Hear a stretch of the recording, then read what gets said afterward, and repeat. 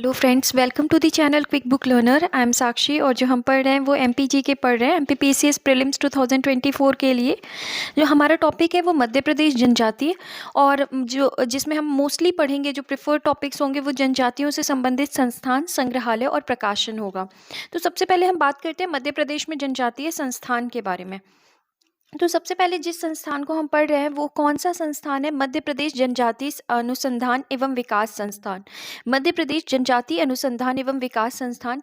ये पहले कहाँ बनाया गया था? जनजातीय अनुसंधान संस्थान ये पहले छिंदवाड़ा में बनाया गया था, और अभी फिलहाल में कहाँ पे बना दिया गया है? भोपाल में बनाया गया है।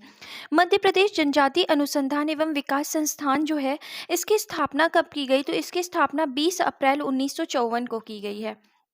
कब की गई है? 20 अप्रैल 1954 को मध्य प्रदेश जनजातीय अनुसंधान एवं विकास संस्था की जो है स्थापना की गई है, 20 अप्रैल 1954 को। इसका उद्देश्य है आदिवासी संस्कृति को बढ़ावा देना। 10 अप्रैल 1965 को इसका मुख्यालय भोपाल में स्थानांतरित कर दिया गया। मतलब ये बनाया गया 1954 में, कहाँ पर? छिंदवाड़ा में, और 1965 में इसका मुख्यालय कहाँ पर रख दिया गया था? भोपाल में।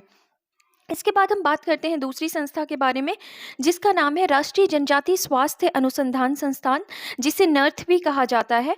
तो राष्ट्रीय जनजातीय स्वास्थ्य अनुसंधान संस्थान जो है वो कहाँ पर है? जबलपुर में। ध्यान रखना हमें, राष्ट्रीय जनजातीय स्वास्थ्य आ जाएगा तो मतलब वो कहाँ पर है? जबलपुर में। कब स्थापना हुई? 1984 में। पहले इसे क्षेत्रीय चिकित्सा अनुसंधान केंद्र फॉर ट्राइबल्स के नाम से जाना जाता था। पहले इसे किस नाम से जाना जाता था? क्षेत्रीय चिकित्सा अनुसंधान केंद्र फॉर ट्राइबल्स के नाम से जाना जाता था। 2014 में इसे नर्थ के नाम से क्या होने लगा है? जाना जाने लगा है। फिर इसके बाद हम बात करते हैं मध्य प्रदेश आदिवासी वित्त एवं विकास निगम के बारे में। मध्य प्रदेश आदिवासी वित्त एवं विकास निगम कहाँ बनाया गया? भोपाल में। कब बनाया गया? 1994 को। इसका उद्देश्य है आदिवासियों का आर्थिक, सामाजिक और शैक्षणिक कल्याण करना। तो आदिवासियों का आर्थिक, सामाजिक और शैक्षणिक क्या करना? कल्याण करना। तो मध्य प्रदेश आदिवासी वित्त एवं विकास निगम जो बनाया गया, ये कब बनाया, कहाँ बनाया गया? भोपाल में। कब बनाया गया है? तो 1994 को। और इसका उद्देश्य है आदिवासियों का आर्थिक, सामाजिक और शैक्षणिक कल्याण करना। इसके बाद हम बात करते हैं इंदिरा गांधी राष्ट्रीय जनजातीय विश्वविद्यालय। इंदिरा गांधी इंदिरा गांधी जनजातीय विश्वविद्यालय, जो इंदिरा गांधी राष्ट्रीय जनजातीय विश्वविद्यालय है, ये कहाँ बनाया गया है? अमरकंटक में। और इसकी स्थापना कब की गई है? तो 2008 में इसकी स्थापना की गई है। उद्देश्य क्या है? आदिवासी लोक संस्कृति, कला, विरासत और शिल्प कौशल के साथ साथ उच्च शिक्षा प्रदान करना। तो आदिवासी लोक सांस्कृतिक, कला, विरासत और शिल्प कौशल के साथ साथ उच्च शिक्षा प्रदान करना इंदिरा गांधी राष्ट्रीय जनजातीय विश्वविद्यालय का उद्देश्य है। कब बनाया गया है? 2008 में। कहाँ पे? अमरकंटक में। इसके बाद वन्या प्रकाशन कहाँ पर स्थापना हुई है? भोपाल में। कब हुई है? 1980 में। वन्या प्रकाशन कहाँ पे स्थापना हुई है? भोपाल में। कब? 1980 में। उद्देश्य मध्य प्रदेश आदिवासियों के हित में आदिवासी संस्कृति से संबंधित श्रेष्ठ साहित्य को आदिवासी समाज में पहुंचाना। तो उद्देश्य क्या है? मध्य प्रदेश आदिवासियों के हित में आदिवासी संस्कृति से संबंधित श्रेष्ठ साहित्य को आदिवासी समाज में पहुंचाना। इसके बाद अगला है मध्य प्रदेश रोजगार एवं प्रशिक्षण परिषद, जिसे मैपसेट भी कहते हैं। तो मध्य प्रदेश रोजगार एवं प्रशिक्षण परिषद जो है वो भोपाल में बनाया गया। कौन से वर्ष? 1981। उद्देश्य है आदिवासी कुशल और अर्धकुशल मजदूरों को तकनीकी प्रशिक्षण देना। आदिवासी कुशल और अर्धकुशल मजदूरों को तकनीकी प्रशिक्षण देना। यह संस्था शासन द्वारा सोसाइटी रजिस्ट्रीकरण अधिनियम 1973 के अंतर्गत स्थापित की गई है। तो मध्य प्रदेश रोजगार एवं प्रशिक्षण परिषद जो है, ये संस्था जो है, ये शासन द्वारा सोसाइटी रजिस्ट्रीकरण अधिनियम 1973 के द्वारा क्या की गई है? स्थापित की गई है। इसके बाद हम बात करते हैं Madhya Pradesh tribal welfare residential and आश्रम education institutions society. Madhya Pradesh tribal welfare residential and आश्रम एजुकेशन इंस्टीट्यूशन सोसाइटी जो है, ये कहाँ बनाया गया? भोपाल में। इसका उद्देश्य है आदिवासियों के लिए शिक्षण क्षेत्र में कार्य करना। माननीय मंत्री जनजाति कार्य विभाग इस सोसाइटी के पदेन क्या होते हैं? अध्यक्ष होते हैं। कौन? मंत्री जो जनजाति कार्य विभाग से जो होते हैं, ये इस सोसाइटी के क्या होते हैं? पदेन अध्यक्ष होते हैं। उद्यमिता विकास केंद्र कहाँ है? भोपाल में। कब बनाया गया? 1988 में। उद्देश्य एससी, एसटी, ओबीसी को उद्योग प्रशिक्षण और तकनीकी सहायता प्रदान करना। तो उद्योग प्रशिक्षण और क्या करना, तकनीकी सहायता प्रदान करना उद्यमिता विकास केंद्र का क्या है, लक्ष्य है। इसके बाद अब हम बात करते हैं मध्य प्रदेश में जनजातीय संग्रहालय के बारे में। सबसे पहले हम पढ़ते हैं श्री बादल भोई जनजातीय संग्रहालय, जो कि छिंदवाड़ा में है, 1954 में बनाया गया था। इस जनजातीय संग्रहालय की शुरुआत 20 अप्रैल 1954 में की गई थी। 1975 में इस संग्रहालय को राज्य संग्रहालय का नाम दिया गया और 8 सितंबर 1997 को इसका नाम बदलकर बादल भोई जनजातीय संग्रहालय कर दिया गया। तो इस तरीके से हमने पढ़ा बादल भोई राज्य जनजातीय संग्रहालय 1954 में बनाया गया। 1975 में इस संग्रहालय का नाम राज्य संग्रहालय कर दिया गया और इसके बाद अगर हम बात करें तो 1997 में इसका नाम बदलकर क्या कर दिया गया, बादल भोई जनजातीय संग्रहालय कर दिया गया। इसके बाद जनजातीय संग्रहालय के बारे में बात करते हैं। इसका जो मुख्यालय है कहाँ पर है, इसका जो संग्रहालय है ये भोपाल में है। और कब बनाया गया था, जनजातीय संग्रहालय जो बनाया गया था 2013 में रेवती कामथ द्वारा डिजाइन किया गया है। किसके द्वारा डिजाइन किया गया है, रेवती कामथ द्वारा डिजाइन किया गया है। तो जनजातीय संग्रहालय भोपाल में बनाया गया था 2013 में, रेवती कामथ द्वारा क्या किया गया है, डिजाइन किया गया है। इसके बाद आदिवर्त लोक एवं जनजाति संग्रहालय खजुराहो में 2001 में बनाया गया था। उद्देश्य है आदिवासी संस्कृति को संरक्षित करना और आदिवासी लोक कला को विकसित, संरक्षित और बढ़ावा देना। इसके बाद हम बात करते हैं सहरिया संग्रहालय, जो कि श्योपुर में है। सहरिया विकास प्राधिकरण पुरातत्व एवं संस्कृति संरक्षण समिति के तत्वाधान में सहरिया संग्रहालय की क्या की गई है, स्थापना की गई है। यह सहरिया संस्कृति का क्या है, शोध केंद्र है। सहरिया संस्कृति का क्या है, शोध केंद्र है। कहाँ पर है, श्योपुर में। और हमने पढ़ा था कि जो सहरिया जनजाति है वो भी बहुआयत में कहाँ पे पाई जाती है, श्योपुर में ही पाई जाती है। इसके बाद नेक्स्ट क्वेश्चन अगर हम पॉइंट देखते हैं तो जनजातीय से संबंधित प्रकाशन के बारे में देखते हैं।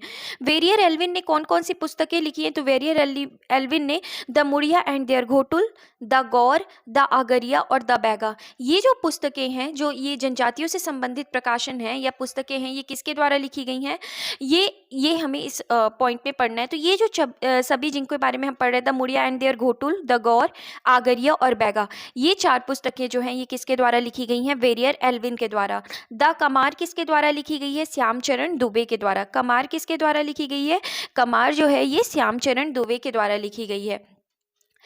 और द मुड़िया गोन्स ऑफ बस्तर किसके द्वारा लिखी गई है, तो द मुड़िया गोन्स ऑफ बस्तर जो है वो जॉर्ज ग्रियर्सन के द्वारा लिखी गई है, जॉर्ज ग्रियर्सन के द्वारा लिखी गई है। और वहीं अगर हम बात करते हैं the Muria and their Ghotul, तो वेरियर एल्विन के द्वारा, और the Muria Gonds of Bastar George Grierson के द्वारा। इसके बाद द भील एक अध्ययन, द अबुझ मारियास, 12 भाई बिंजुबार, ये जो पुस्तकें हैं ये किसके द्वारा लिखी गई हैं, तो ये टीबी नायक के द्वारा लिखी गई हैं। द भील एक अध्ययन, द अबुझ मारियास और 12 भाई बिंजुवार जो पुस्तक है वो किसके द्वारा लिखी गई है, टीबी नायक के द्वारा लिखी गई है। इसके बाद ट्राइबल इकोनॉमी, ये जो पुस्तक है ये बैगाओं पर लिखी गई है। किसके द्वारा लिखी गई है, तो ये पुस्तक जो है ये दयाशंकर नाग के द्वारा लिखी गई है। ट्राइबल इकोनॉमी बैगाओं पर लिखी गई पुस्तक, ये किसके द्वारा लिखी गई है, दयाशंकर नाग के द्वारा। कूल ऑफ सेंट्रल इंडिया किसके द्वारा लिखी गई है, तो WS ग्रिफिथ के द्वारा लिखी गई है। कूल ऑफ सेंट्रल इंडिया जो बुक है ये किसके द्वारा लिखी गई है, WS ग्रिफिथ के द्वारा। ट्राइबल इकोनॉमी दयाशंकर नाग के द्वारा। ट्राइबल इकोनॉमी जो कि बैगाओं पर लिखी गई है ये दयाशंकर नाग के द्वारा। Cool off central India WS Griffith के द्वारा लिखी गई है। द नेचर ऑफ कल्चर जो है ये किसके द्वारा लिखी गई है, तो नेचर ऑफ कल्चर जो है ये AL क्रोबर के द्वारा लिखी गई। तो हमें ध्यान रखना है कि जॉर्ज ग्रियर्सन ने कौन सी बुक लिखी है, द मुड़िया गोन्स ऑफ बस्तर, भील एक अध्ययन, अबुझ मारियास और 12 भाई बिंजुवार टीबी नायक ने लिखी है। ट्राइबल इकोनॉमी जो पुस्तक है बैगाओं पर लिखी गई है, दयाशंकर नाग ने लिखी है। Cool off central India WS Griffith ने लिखी है। द नेचर ऑफ कल्चर जो है AL क्रोबर ने लिखा है। इसके बाद हम बात करते हैं किसके बारे में, इसके बाद हम बात करते हैं the art of fire making. The art of fire making, the art of fire making जो पुस्तक है वो किसके द्वारा लिखी गई है, तो ये लिखी गई है MA कुरूप के द्वारा। The arts of fire making जो बुक है ये किसके द्वारा लिखी गई है, MA कुरूप के द्वारा लिखी गई है। इसके बाद races and cultures of India, races and cultures of India किसने लिखी है, डॉक्टर मजुमदार ने लिखी है। भीमा किसने लिखा है, तो भीमा जो है ये शेख गुलाब के द्वारा लिखी गई है। मध्य प्रदेश जनजाति अनुसंधान और विकास संस्था, मध्य प्रदेश जनजाति अनुसंधान और विकास संस्था के द्वारा जो बुक प्रकाशन किया गया है वो कौन कौन सा है? अगरिया, इंदल और क्या है? बैगानी शब्दकोश। तो ये जो है ये मध्य प्रदेश जनजाति अनुसंधान एवं विकास संस्था के द्वारा प्रकाशित किया गया है। मेकल मीमांसा और मेकल इंसाइट जो है ये इंदिरा गांधी राष्ट्रीय जनजाति विश्वविद्यालय अमरकंटक के द्वारा प्रकाशित किया गया है। क्या? मेकल मीमांसा जो और मेकल इंसाइट। चौमासा जो है ये जनजातीय लोक कला बोली एवं बोली विकास निगम मध्य प्रदेश, संस्कृति परिषद भोपाल। मतलब ये जो चौमासा है ये जनजातीय लोक कला एवं बोली विकास अकादमी और मध्य प्रदेश संस्कृति परिषद दोनों ही भोपाल में है, उनके द्वारा क्या की गई है? प्रकाशित की गई है। तो इस तरीके से हमने पढ़ा। इसके बाद हम पढ़ते हैं मध्य प्रदेश में जनजातीय वाद्य यंत्र के बारे में। इसके बाद हम बात करते हैं मध्य प्रदेश में जनजातीय वाद्य यंत्र के बारे में। मध्य प्रदेश में जनजातीय वाद्य यंत्र की अगर हम बात करते हैं तो पहला है अवनद वाद्य, फिर धन वाद्य, स्वर वाद्य, तंतु वाद्य। तो जो अगर हम बात करते हैं ये धन वाद्य होता है, इसी को ताल वाद्य भी कहते हैं, और जो तंतु वाद्य है इसे तार वाद्य कहते हैं। तो मध्य प्रदेश में के जो जनजातीय वाद्य यंत्र हैं वो कौन कौन से? अवनद वाद्य, धन वाद्य, स्वर वाद्य और तंतु वाद्य। अवनद वाद्य क्या होता है? इस श्रेणी में मादर, टिमकी, सींग बाजा और नगाड़े आते हैं। तो अवनद वाद्य में क्या आता है? मादर, टिमकी, सींग बाजा और नगाड़े। धन वाद्य में क्या आता है? तो ऐसे वाद्य जो ताल मिलाने के लिए बनाए जाते हैं, जैसे मंजीरा, खरताल, ठिसकी, चुटकी, झांझ। ये जो होते हैं ये किस में आते हैं? धन वाद्य में आते हैं। इसके बाद अगर हम देखें तो स्वर वाद्य में क्या आते हैं? ऐसे वाद्य जिन्हें फूंक कर बजाया जाता है, जैसे बांसुरी हो गई, सहनाई हो गई, एलगोजा हो गया और सिंगी हो गई।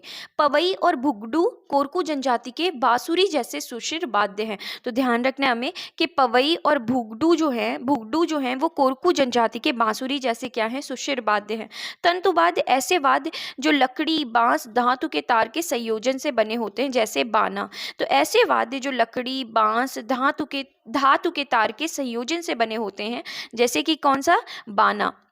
तो इस तरीके से हमने वाद्य देखे। इसके बाद अब हम बात करते हैं मध्य प्रदेश में जनजातियों की प्रमुख भाषाओं के बारे में।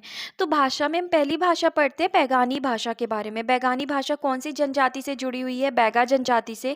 बैगानी भाषा किससे जुड़ी हुई है? कौन सी जनजाति से? बैगा जनजाति से। प्रमुख क्षेत्र कौन से हैं? डिंडोरी, मंडला, बालाघाट, शहडोल और अनूपपुर। इसके बाद दूसरी भाषा की हम बात करते हैं भरियाटी है, जो कि कौन सी जनजाति से जुड़ी है? भारिया जनजाति से। और प्रमुख क्षेत्र कौन से हैं? पातालकोट, छिंदवाड़ा। तो भरियाटी जो भाषा है ये किससे जनजाति से है? भारिया जनजाति से। और प्रमुख क्षेत्र ये कहाँ बोली जाती है? तो पातालकोट, छिंदवाड़ा में। कोलिहारी कोल जनजाति से, सीधी, शहडोल प्रमुख क्षेत्र हैं। परधानी भाषा परधान जनजाति से जुड़ी हुई है। बारेली, पटलिया, भीली और भिलाला। बारेली, पटलिया, भीली और भिलाला भील से जुड़े हुए हैं।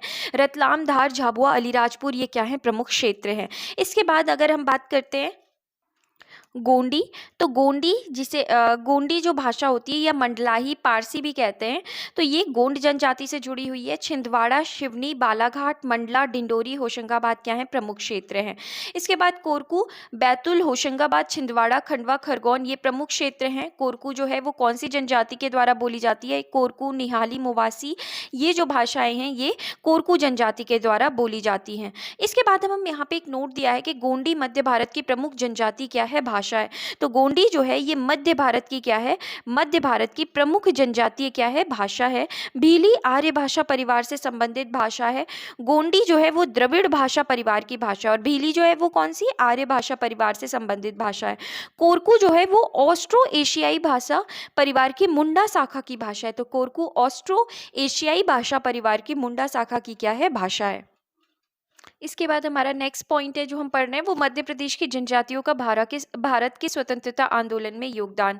तो मध्य प्रदेश की जनजातियों का भारत के स्वतंत्रता आंदोलन में योगदान में हम पहला पर्सनैलिटी या पहला व्यक्तित्व जिस पढ़ रहे हैं वो कौन है? टांट्या भील। टांट्या भील का जन्म निमाड़ क्षेत्र में पंधाना तहसील खंडवा जिले में हुआ था। तो टांट्या भील का जन्म कहाँ हुआ था? निमाड़ क्षेत्र में खंडवा जिले में हुआ था। इन्हें टांटिया या टंडरा नाम से भी जाना जाता है।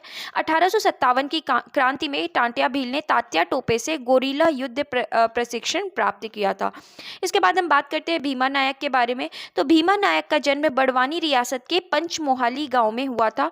तात्या टोपे को इन्होंने नर्मदा पार कराया था।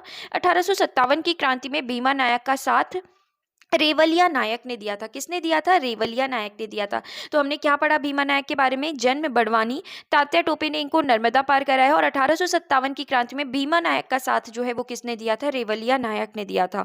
इसके बाद हम बात करते हैं खाजिया नायक के बारे में। निमाड़ बड़वानी के सेंधवा से 1857 की क्रांति में अंग्रेजों के खिलाफ विद्रोह किया था। तो ये इन्होंने भी कहाँ से? निमाड़ बड़वानी से ही क्या किया था? विद्रोह किया था 1857 की क्रांति में अंग्रेजों के खिलाफ। ग्वालियर के महादेव शास्त्री और पुनासा के नारायण सूर्यवंशी ने निमाड़ क्षेत्र में पन्नों का आदान प्रदान कर खाजिया नायक की क्या की थी? मदद की थी। तो सॉरी, पन्नों का मैंने बोला, पत्रों का आदान प्रदान कर खाजिया नायक की मदद की थी। तो ग्वालियर के महादेव शास्त्री और पुनासा के नारायण सूर्यवंशी ने किसने? तो कभी क्वेश्चन पूछे कि इनकी मदद किसने की थी, तो हमें ध्यान रखना है कि खाजिया नायक, भीमा नायक की किसने की थी? तो भीमा नायक की रेवलिया नायक ने की थी। और खाजिया नायक की जो मदद है वो ग्वालियर के महादेव शास्त्री और पुनासा के नारायण सूर्यवंशी ने निमाड़ क्षेत्र में पत्रों का आदान प्रदान कर खाजिया नायक की मदद की थी। इसके बाद सीताराम कंवर, इन्होंने 1857 की क्रांति में निमाड़ क्षेत्र से अंग्रेजों के खिलाफ मोर्चा संभाला था। तो सीताराम कंवर कहाँ से संबंधित थे? तो ये जो थे ये निमाड़ बड़वानी क्षेत्र से संबंधित थे। रघुनाथ मंडलोई, इन्होंने 1857 की क्रांति में निमाड़ क्षेत्र से भिलाला क्रांति से अंग्रेजों के खिलाफ मोर्चा संभाला था। तो ये कहाँ से थे? तो ये भी निमाड़ क्षेत्र में भिलाला क्रांति से अंग्रेजों के खिलाफ क्या किया था? मोर्चा संभाला था। किसने? रघुनाथ मंडलोई ने। इसके बाद भगोजी नायक और काजर सिंह, 1857 के विद्रोह के हिस्से के रूप में भगोजी नायक और काजर सिंह के नेतृत्व में विंध्य और सतपुड़ा पर्वतमाला के बीच क्या हुआ था? विद्रोह किया था। इसके बाद हम बात करते हैं शंकर शाह और रघुनाथ शाह के बारे में। गोंड राजा शंकर शाह और उनके पुत्र रघुनाथ शाह ने 1857 की क्रांति में गढ़ा जबलपुर क्षेत्र का नेतृत्व किया था। राष्ट्रभक्ति भावपूर्णता कविता लिखने पर शंकर शाह और रघुनाथ शाह को तोप से उड़ा दिया गया था। और तो शंकर शाह और रघुनाथ शाह की खुफिया जानकारी खुशहाल चंद्र नामक व्यक्ति ने अंग्रेजों को दी थी। तो किसने दी थी? खुशहाल चंद्र नामक व्यक्ति ने अंग्रेजों को दी थी। किसके? शंकर शाह और रघुनाथ शाह के बारे में। नेक्स्ट है भोई समुदाय। भोई समुदाय के लोगों ने 1857 की क्रांति में अंग्रेज के खिलाफ विद्रोह का नेतृत्व तामिया क्षेत्र छिंदवाड़ा से किया था। तो भोई समुदाय के लोगों ने कहाँ से विद्रोह किया था? 1857 की क्रांति में भाग लिया था और तामिया क्षेत्र छिंदवाड़ा से क्या किया था? विद्रोह किया था।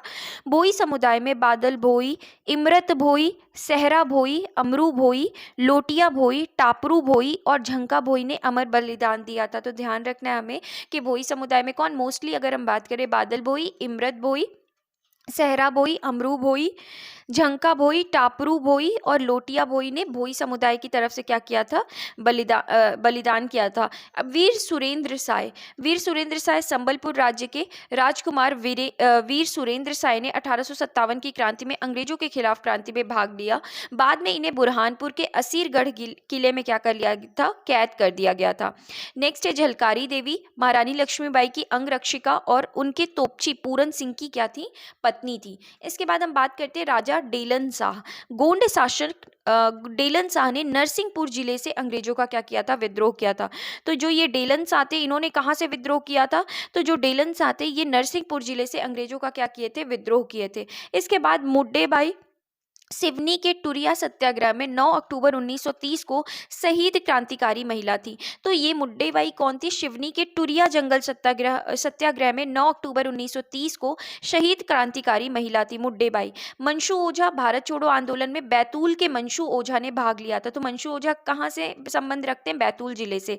इसके बाद श्रीमुका और श्री राम प्रसाद वन अधिनियम के खिलाफ सिवनी जिले के टुरिया क्षेत्र में चंदन बगीचा में घास काटकर 9 अक्टूबर 1930 को सत्याग्रह किया। तो वन अधिनियम के खिलाफ सिवनी जिले के टुरिया क्षेत्र में चंदन बगीचा में घास काटकर 9 अक्टूबर 1930 को क्या किया था? सत्याग्रह किया था। किसने? श्रीमुका और श्री राम प्रसाद ने। इस सत्याग्रह में श्रीमुका और श्री राम प्रसाद और दुर्गा शंकर मेहता सहित कई लोगों ने भाग लिया। सत्याग्रह की भीड़ पर अंग्रेज डिप्टी कमिश्नर सीमेन के आदेश पर पुलिस ने सत्याग्रहियों पर गोलियां चलवा दी, जिससे घटनास्थल पर गुड्डेबाई साकीन, रैनीबाई साकीन खंभा और देबहूबाई साकीन और विरजूभाई साकीन क्या हो गए थे? शहीद हो गए थे। तो हमें ध्यान रखना है कि श्रीमुका और श्री राम प्रसाद के बारे में कि इन्होंने जंगल सत्याग्रह में क्या किया था? भाग लिया था 9 अक्टूबर 1930 को। इस सत्याग्रह में श्रीमुका और राम प्रसाद के साथ दुर्गा शंकर मेहता जैसे बहुत लोग भी शामिल थे। सत्याग्रह की भीड़ पर अंग्रेजी डिप्टी कमिश्नर सीमेन के आदेश पर पुलिस ने सत्याग्रहियों पर क्या कर दी? गोली चलवा दी, जिससे घटनास्थल पर गुड्डेबाई बाई साकिन, रैनी बाई साकिन खंभा, देवहू बाई साकिन और विरजू बाई साकिन के क्या हो गए थे, शहीद हो गए थे। इसके बाद हम पढ़ते हैं मध्य प्रदेश के स्वतंत्रता संग्राम में कुछ अन्य आदिवासी नायक। इसमें हम पहला नाम पढ़ते हैं इमरत भोई उर्पाती। इमरत भोई उर्पाती तामिया छिंदवाड़ा क्षेत्र से थे। तात्या टोपे के छिंदवाड़ा आगमन पर उनका क्या किया था, सहयोग किया था। किसने, इमरत भोई उर्पाती ने। इसके बाद सहरा भोई, ये जो थे वो ये भी कहाँ से थे, तो ये सामरवोह ग्राम तामिया छिंदवाड़ा से थे। 1857 की क्रांति में हजारों तीर बनाकर गोंडी सेना को सशस्त्र किया था। किसने, सहरा भोई ने। इसके बाद अमरू भोई, ये कहाँ से थे, तो ये उमरबाह ग्राम तामिया छिंदवाड़ा से थे। तात्या टोपे की मदद की और 18 वर्ष की आयु में पेंच नदी के किनारे क्या हो गए थे, शहीद हो गए थे, अमरू भोई। झंका भोई के बारे में पढ़े, झामर ग्राम से थे, तामिया छिंदवाड़ा है, झामर गांव से थे, जो कि कहाँ पर है, तामिया छिंदवाड़ा में है।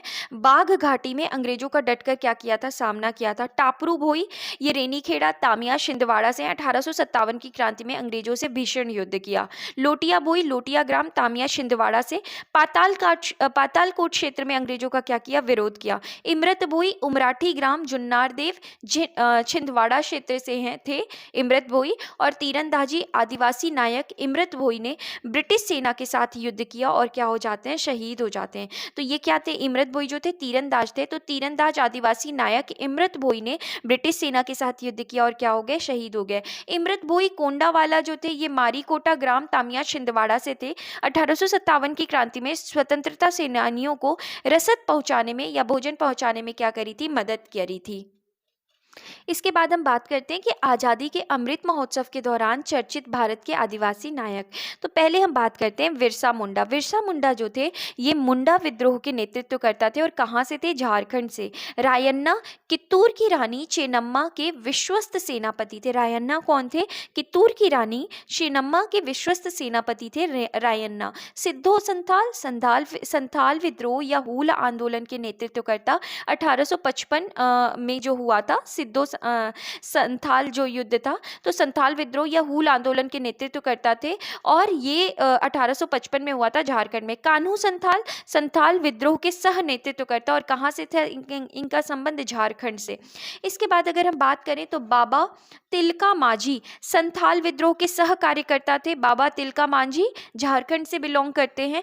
अल्लूरी सीताराम राजू अंग्रेजों के खिलाफ रंपा विद्रोह के नेतृत्व करता थे। अल्लूरी सीताराम राजू जो थे, ये रंपा विद्रोह के नेतृत्व करता थे। कहाँ से थे, ये आंध्र प्रदेश से थे। गुंडाधुर, जो गुंडाधुर थे, ये अंग्रेजों के खिलाफ भूमकाल आंदोलन के नेतृत्व करता थे। कौन से आंदोलन के, ये अंग्रेजों के खिलाफ भूमकाल आंदोलन के नेतृत्व करता थे। गुंडाधुर जो थे वो अंग्रेजों के खिलाफ भूमकाल आंदोलन के नेतृत्व करता थे। अब हम बात करते हैं प्रमुख जनजातियों के देवी देवताओं के बारे में। तो सबसे पहले हम बात करते हैं नाहरजा। नाहरजा का संबंध कौन सी जो देवी या देवता है नाहरजा, ये जो हैं ये कौन से समुदाय से हैं या कौन से जनजाति से हैं, भील जनजाति से। जंगल में मवेशियों की रक्षा करने वाले क्या होते हैं, देव होते हैं। तो नाहरजा का संबंध कौन सी जनजाति से है, भील से है। भीलट देव भंगोर देव का संबंध कौन सी जनजाति से, भील से है। नागदेव का संबंध किससे है, गोंड जनजाति से है। तो ध्यान रखना हमें, नागदेव जो नागों की पूजा करते हैं वो कौन सी जनजाति करती है, गोंड जनजाति करती है। बागेश्वर का संबंध कौन सी जनजाति से है, तो बागेश्वर देव का संबंध बैगा और गोंड जनजाति से है। खेती घने जंगलों में होती है, अतः जानवरों में रक्षा करने वाले देव को क्या कहते हैं, बघेश्वर कहते हैं। किस में होती है, तो बघेश्वर बैगा और गोंड जनजाति में। दंड देवी गदवा जनजाति में होती हैं, ये देवी हैं दंड देवी। और वन में मनुष्य की हिंसक पशुओं से रक्षा करने वाली ये क्या है, दंड देवी हैं, जो कि कौन सी जनजाति से संबंधित है, गदवा। मारी देव जो हैं ये कौन से जनजाति से संबंधित है, गदवा। शिकार के देवते हैं जिनका निवास स्थान वृक्षों में होता है। तो मारी देव और दंड देवी इन दोनों का ही संबंध किससे, गदवा जनजाति से। भाटवर्षी देव जो है इनका संबंध वार जनजाति से है, शिकार के देवता कहे जाते हैं। बड़ा देव कौन से जनजाति से संबंधित है, गोंड जनजाति से। नाखो कुंवर देव, इनका संबंध कौन सी जनजाति से है, तो इनका संबंध जो है नाखो कुंवर देव का, ये नाखो कुंवर देव का संबंध भील जनजाति से है, पशुओं की रक्षा करने वाले हैं। बड़ा देव का संबंध गोंड जनजाति से है, गोंडों के सर्वोच्च देवता जो साल वृक्ष में क्या करते हैं, निवास करते हैं। और अगर हम बात करें तो अगला देखें तो नाखो कुंवर देव भील जनजाति से, पशुओं की रक्षा करने वाले। बघरा देव जो है ये कमार जनजाति से, जानवरों की सुरक्षा करने वाले। बघरा देव का संबंध संबंध कौन सी जनजाति से है? कवार जनजाति से है। बनजारिन माई जो है ये कौन सी जनजाति से है? ये बैगा जनजाति से है। वन देवी अर्थात जंगलों में जानवरों से में रक्षा करने वाली क्या होती है? देवी होती है। तो बनजारिन माई का संबंध कौन सी जनजाति से है? बैगा। खैर माई का संबंध किससे है? बैगा जनजाति से। ठाकुर देव की तरह गांव की रक्षा करने वाली देवी है। तो खैर माई का संबंध किससे है? कौन सी जनजाति से? बैगा। खनहरा देव कोरकू जनजाति से संबंधित है। कोरकू समाज की बीमारी में रक्षा करने वाले देव होते हैं। कौन से? खनहरा देव। किलार मुठवा ये भी जो है ये कोरकू जनजाति से है। विपत्ति में गांव की रक्षा करने वाले देव हैं जिनका नाम है किलार मुठवा। खेड़ा देव ये भी कोरकू जनजाति से, फसल और मवेशियों की रक्षा करने वाले देव। और भीमसेन जो है ये भारिया जनजाति से संबंधित देवता हैं, विवाह के समय आशीर्वाद या वरदान देने वाले देवता। तो इस तरीके से हमने प्रमुख जनजाति के देवी देवताओं के बारे में पढ़ा और ये सेशन यहीं पे कंप्लीट होता है। आई होप आपको ये सेशन अच्छा लगा। अगर पसंद आया तो प्लीज़ लाइक करें, शेयर करें और सब्सक्राइब करें अगर आपने नहीं किया है तो। Thank you. तो friends, welcome to the channel Quick Book Learner. I am Sakshi और जो हम पढ़ने वाले हैं वो एमपीजी के पढ़ेंगे, एमपीपीसीएस प्रीलिम्स 2024 के लिए। तो जो टॉपिक होगा हमारा वो मध्य प्रदेश जनजाति, विमुक्त, घुमक्कड़, अर्ध घुमक्कड़, विशेष पिछड़ी जनजाति समूह और उनसे जुड़ी योजनाओं से संबंधित होगा। फ्रेंड्स, ये हमारा अगर हम बात करें तो ये लास्ट ही टॉपिक है जो कि परीक्षा धाम की बुक में यूनिट 10 से रिलेटेड अगर हम बात करें उससे जुड़ा हुआ टॉपिक है। तो हम बात करते हैं सबसे पहले मध्य प्रदेश के प्रमुख घुमक्कड़ और अर्ध घुमक्कड़ जातियों के बारे में। तो घुमंतु, अर्ध घुमंतु समुदाय को उन लोगों के रूप में परिभाषित किया जाता है जो हर समय एक ही स्थान पर रहने के बजाय एक स्थान से दूसरे स्थान पर क्या हो जाते हैं? चले जाते हैं। तो अगर कभी क्वेश्चन पूछे कि घुमंतु अर्ध घुमंतु समुदाय कौन है, तो उन लोगों को परिभाषित किया जाता है या उन लोगों के रूप में परिभाषित किया जाता है जो कि एक ही समय पर रहने की एक ही स्थान पर रहने की बजाय एक स्थान से दूसरे स्थान पर क्या करते हैं? चले जाते हैं। भीखू रामजी इदाते आयोग का संबंध, भीखू रामजी इदाते आयोग, तो हमें ध्यान रखना है हम किसके बारे में पढ़ रहे हैं?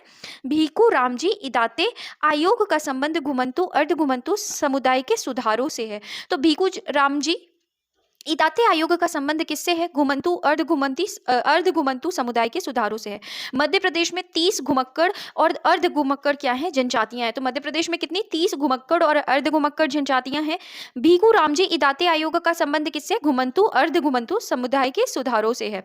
इसके बाद बल्दिया, बचोबालिया, भाट, भंतु, देसर, दुर्गी मुरागी, घिसाड़ी, गोंधली, ईरानी, जोगी, जोशी बाल संतोषी, काशी कापड़ी, कलंदर नागफड़ा, कामद, करोला, लोहार पिट्टा, नायकढ़ा, सिकलीगर, शिरंगीवाला, कुचबंद, सिद्धन, बनियंथर, गद्दीज, रेभारी, गोलर, गोसाई, भराडी, हरदास, भराडी, हरबोला, हेजरा, धनगर, ये सभी जो हैं ये क्या हैं? जनजातियों के नाम दिए गए हैं। तो ये सभी क्या हैं? जनजातियां हैं। घुमक्कड़ या अर्ध घुमक्कड़ जो जनजातियां हैं उनके बारे में ये नाम दिए गए हैं। तो हमने कौन कौन सा पढ़ा? बल्दिया, बजोबालिया, भाट, भंतु, देशर, दुर्गी मुरागी, घिसाड़ी, गोंधली, ईरानी, जोगी, जोशी बाल संतोषी, काशी कापड़ी, कंदर नागफड़ा, कामद, करोला, लोहार पिट्टा, नायकढ़ा, शिकलीगर, सिरंगीवाला, कुचबंद, सिद्धन, बनियंथर, गद्दीज, रेभारी, रेभारी जो होते हैं ये पशुपालक होते हैं, गोलार, गोसाई, भराडी,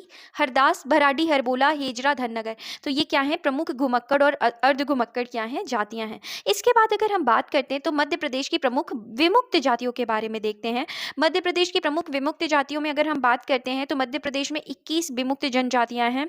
21 विमुक्त जनजातियों में किनका नाम आता है? तो कालबेलिया हो गई, बंजारा हो गई, सांसी हो गई, कंजर हो गई, बंछड़ा हो गई, मोघिया, भानमत, बगरी, नट, पारधी, बेदिया, हाबुड़ा, भाटू, कुचबंदिया, बिजोरिया, कबूतरी, संधिया, पासी, चंद्रबेदिया, बैरागी, सनोरिया, ये जो है ये मध्य प्रदेश की क्या है? 21 विमुक्त जनजातियां हैं। तो हमें एक बार जाने से पहले एग्जाम में क्या करना है? बस इसे 1 से 2 बार नज़र में डाल लेना है। तो कालबेलिया, बंजारा, सांसी, कंजर, बंछड़ा, मोगिया, भानमत, बगरी, नट, पारधी, बेदिया, हाबुड़ा, भाटू, कुचबंदिया, बिजोरिया, कबूतरी, संधिया, पासी, चंद्रबेदिया, बैरागी, सनोरिया, ये कैसी जातियां हैं? विमुक्त जातियां हैं।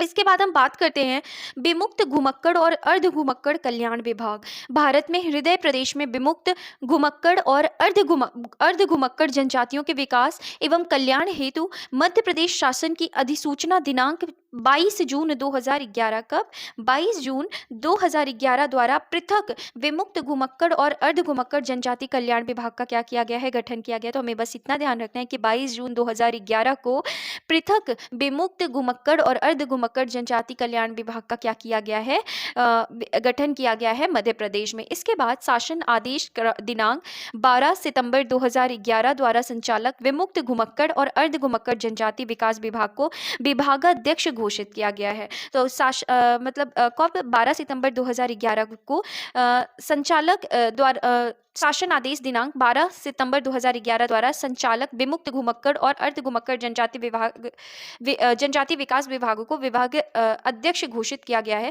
मध्य प्रदेश के 51 जातियों को विमुक्त घुमक्कड़ और अर्ध घुमक्कड़ जनजातियों में क्या किया गया है, शामिल किया गया है। इसके बाद अब हम बात करते हैं मध्य प्रदेश राज्य विमुक्त घुमक्कड़ और अर्ध घुमक्कड़ जाति अभिकरण के बारे में। तो मध्य प्रदेश राज्य विमुक्त घुमक्कड़ और अर्ध घुमक्कड़ जाति अभिकरण का गठन जो है वो कब किया गया है, तो इस अभिकरण का गठन जो है ये कब किया गया है, 1996 में।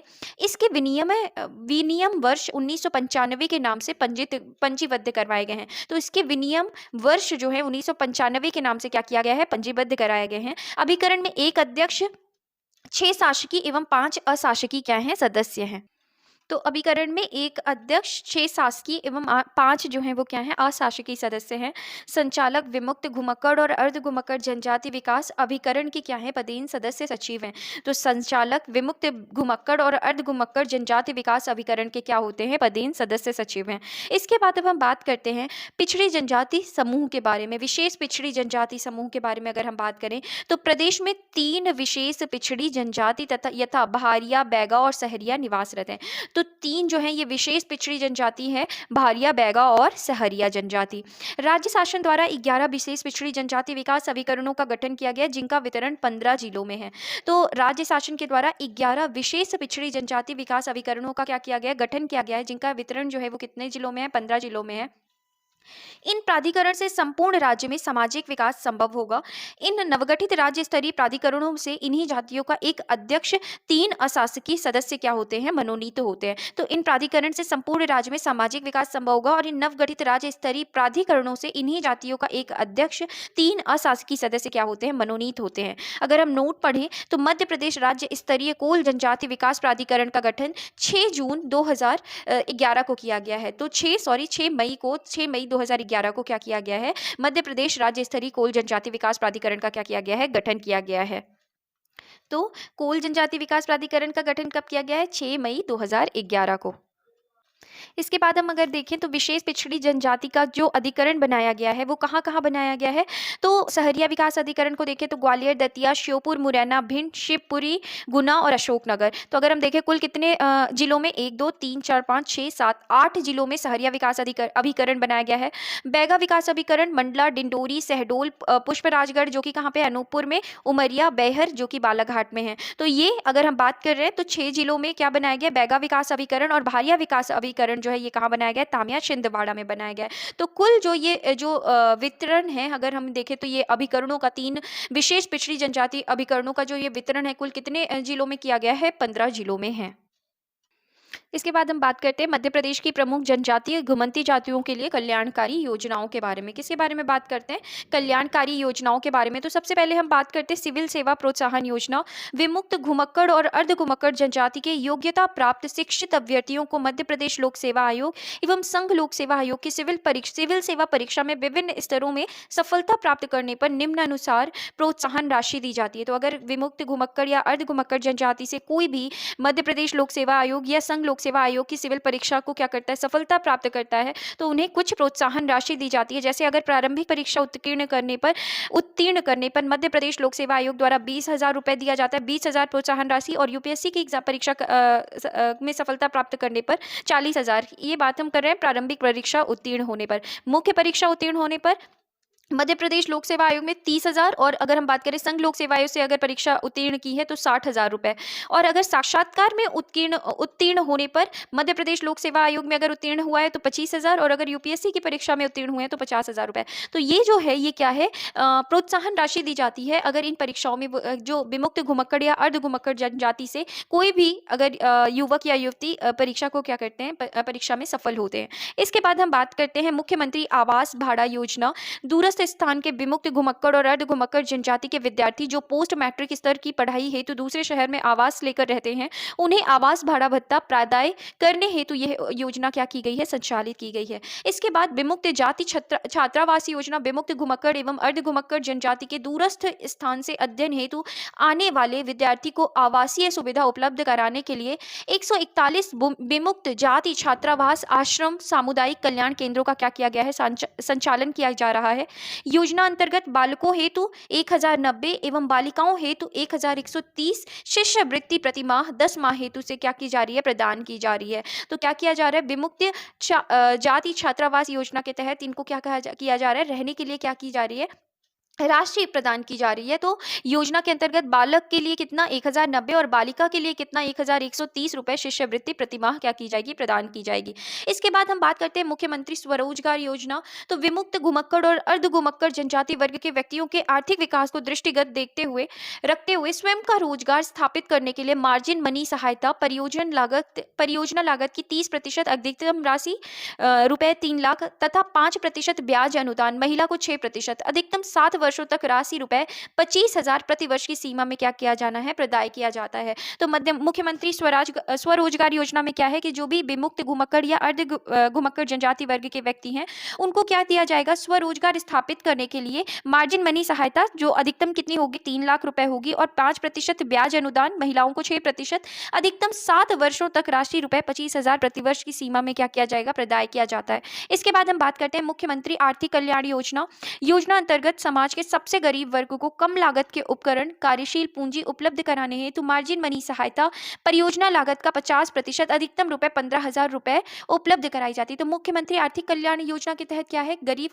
वर्ग को कम लागत के उपकरण कार्यशील पूंजी उपलब्ध कराने हेतु क्या किया जाता है, अधिकतम रुपए जो है ये 15,000 रुपए क्या किए जाते हैं, उपलब्ध कराए जाते हैं। इसके बाद हम बात करते हैं विमुक्त जाति बस्तियों में विद्युतीकरण योजना। विमुक्त घुमक्कड़ और अर्ध घुमक्कड़ जनजाति के लोगों की बस्तियों में जहां पर 100 लोगों से कम की आबादी है, वहां विद्युत व्यवस्था नहीं है, वहां विद्युत आपूर्ति करना ही क्या है, इस योजना का कार्य है। इसके बाद रानी दुर्गावती श्री अन्न प्रोत्साहन योजना। श्री अन्न को बढ़ावा देने के लिए किसानों को प्रति किलो 10 रुपए का अतिरिक्त प्रोत्साहन इस योजना के तहत दिया जाएगा। तो ये रही बात किसके बारे में, श्री रानी दुर्गावती श्री अन्न प्रोत्साहन योजना के बारे में। आकांक्षा योजना मध्य प्रदेश शासन जनजाति कार्य विभाग की योजना अनुसार प्रदेश के अनुसूचित जनजाति वर्ग के विद्यार्थी कक्षा 11 और 12वीं में अध्ययनरत रहते संभाग मुख्यालयों भोपाल, इंदौर, जबलपुर और ग्वालियर में प्रतिष्ठित कोचिंग संस्थानों से राष्ट्रीय प्रवेश परीक्षा की तैयारी कि हेतु कोचिंग दिए जाने का क्या है, लक्ष्य। किसके तहत, आकांक्षा योजना के तहत। टांटिया मामा आर्थिक कल्याण योजना, इसका प्रारंभ जो है ये कब से किया गया है, 6 सितंबर 2022 से किया गया है। टांटिया मामा आर्थिक कल्याण योजना का जो आरंभ है वो 6 सितंबर 2022 से किया गया है। उद्देश्य है मध्य प्रदेश में अनुसूचित जनजाति संवर्ग के युवाओं को आर्थिक सहायता प्रदान करना। तो टांटिया मामा आर्थिक कल्याण योजना का क्या उद्देश्य है, मध्य प्रदेश में अनुसूचित जनजाति संवर्ग के युवाओं को आर्थिक सहायता प्रदान करना। इसके बाद बिरसा मुंडा स्वरोजगार योजना प्रारंभ हुआ है 6 सितंबर 2022 से। अनुसूचित जनजाति वर्ग के लोगों को नवीन उद्यमों की स्थापना हेतु कम ब्याज पर ऋण उपलब्ध कराना इस योजना का क्या है, उद्देश्य है। तो नवीन उद्यमों की स्थापना हेतु कम ब्याज पर ऋण उपलब्ध कराना बिरसा मुंडा स्वरोजगार योजना का क्या है, उद्देश्य है। इसके बाद आहार अनुदान योजना प्रारंभ हुआ है दिसंबर 2017 से। उद्देश्य है विशेष पिछड़ी जनजाति सहरिया, बैगा और भारिया को कुपोषण से मुक्ति दिलाना। आहार अनुदान योजना में क्या है, शुरुआत इसका प्रारंभ हुआ है दिसंबर 2017 में। विशेष पिछड़ी जनजाति सहरिया, बैगा और भारिया को कुपोषण से मुक्ति दिलाना इस योजना का उद्देश्य है। वर्ष 2024 में तेंदुपत्ता संग्राहकों का मानदेय 3,000 रुपए प्रति बोरा से बढ़ाकर 4,000 रुपए प्रति बोरा क्या कर दिया गया है, फाइनली कर दिया गया है कि वर्ष 2024 में तेंदुपत्ता संग्राहकों का मानदेय जो है वो 3,000 रुपए प्रति बोरा से बढ़ाकर 4,000 रुपए प्रति बोरा कर दिया गया है।